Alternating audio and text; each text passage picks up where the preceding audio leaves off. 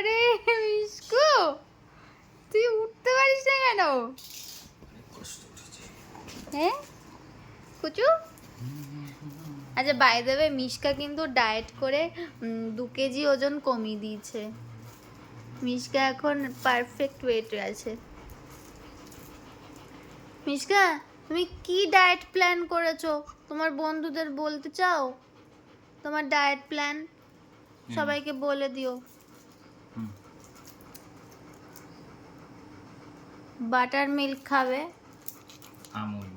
মিশকার বাবা।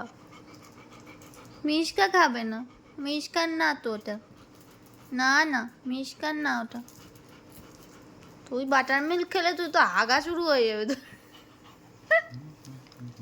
কুতু কুতু আমার ছোট কুতু, কত কত কত কত এক কত। কোথায় রাখো?